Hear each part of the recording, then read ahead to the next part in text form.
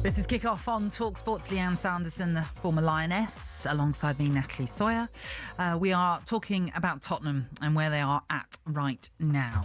We've had a few messages coming in as well. But maybe, Leanne, give us your perspective on what you're seeing as an outsider and what's going on at Tottenham. Yeah, I mean, it's a weird one, Natalie, because I look at their recruitment and one of the people to text in as well, and I think it's been decent. But I just think my father-in-law is a massive Tottenham fan, right? He's been loving the club since he was like 7 years old, absolutely loves Tottenham.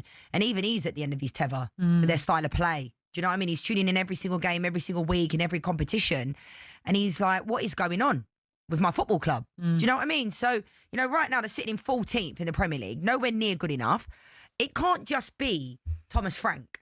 Do you know what I mean? I keep saying it's similar. This is why there's similarities between Manchester United and Spurs based upon the poor decisions that have been made. Because you know his style of play at Brentford, right? So why would they bring him in if they didn't feel like he was playing a style of play? And there's a couple of times where there's been a few videos, and I know we're getting Chris on in a minute, like that circulated about like players disrespecting Thomas Frank. You know, there was a couple of times where they're just completely blanking him and walking past him and like things. And I'm thinking to myself, has he lost the dressing room?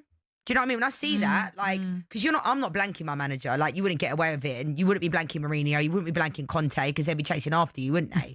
So, I don't know. I just think at times Thomas Frank does look out of his depth. As much as it pains me to say it, because I like him, but I just think, like, he doesn't look like he's a Spurs manager, does he?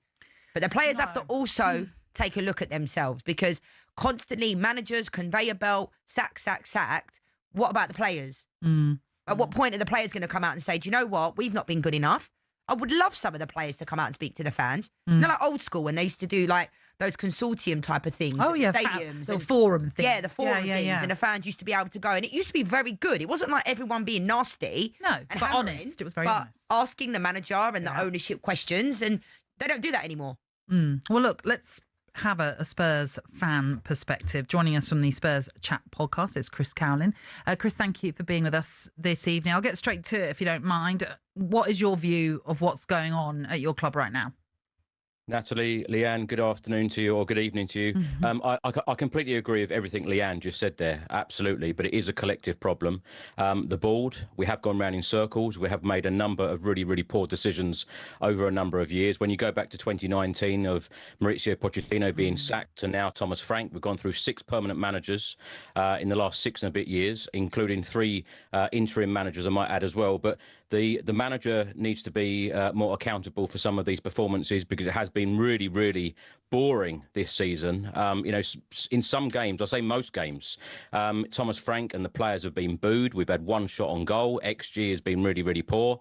The players need to look at themselves as well. I completely agree with what Leanne said there about the players taking accountability. And, you know, some of these players haven't given everything in some of these games. And then, of course, you've got to look at the injury record and the medical department as well, because it hasn't just been this season. You know, the couple of seasons under Ange Postecoglou, a lot of fans blamed Ange for a lot of our injuries in the last couple of years. It clearly isn't his fault. And it goes, you know, back to, you know, before that as well. So there is a number of problems right now. Yeah, I mean, lovely to see you as always, Chris. And I think we're both in the same boat when it comes to our football clubs. I mean, you go to all the games, home and away. I've seen you shared like a number of videos as well. And I was saying previously to Natalie about the fact that the players are kind of like blanking Thomas Frank, you know, walking past. I know one of the videos you shared. Like, what do you make of all that? Does it look like he's lost the dressing room? Like, there was unrest under Ange Postecoglou. How can there still be unrest constantly? I think the video that you're definitely referring to is the Chelsea one with Van de Ven and Spence walking off the pitch. We'd had 1 shot on goal, and that was in the first half, and it was a very poor second half. And the players just wanted to get off the pitch, and Thomas Frank doing the Thomas Frank thing that he does, whether, you know, at Brentford, whether they won, lost or drew, he would always go round and applaud the fans. And he expects every single Spurs player to do this home and away games. And I think that some of the players have just had enough of wanting to, or being made to go and applaud the fans when we've just lost the game and played really poorly, and them to involved in the mix-up for that goal as well. So I think that one, you know, if I was a player, I'd probably just want to get off the pitch as well, rather than go over the fans. And, you know, with the mood and the way that the Spurs fans feel in some of these games, particularly at the end of games, you know, the fans are booing. They're not very happy. They're not happy with the style of play. You only had to look at the Brentford away game a couple of weeks ago. Thomas Frank boldly walked over to the away end, and the closer he got to the away end, the louder the boos got. And I think he was surprised with that. And then, of course, there were boos recently as well. The home record at the Tottenham Hotspur Stadium during 2025, absolutely abysmal. That needs to improve as well. And when you say about league position, we're sitting in 14th. We are 6 points away from 5th, which could be a Champions League spot. And at the moment, we're 6 points above 17th, where we finished under Ange Postecoglou last season. So where do we go in this second part of the season? But I cannot stress enough, the board need to learn from their mistakes, because we have gone round in circles. And the ironic thing is, we waited all this time for a trophy. And then, of course, a manager delivers one, and then we sack him. So you couldn't write this stuff, could you?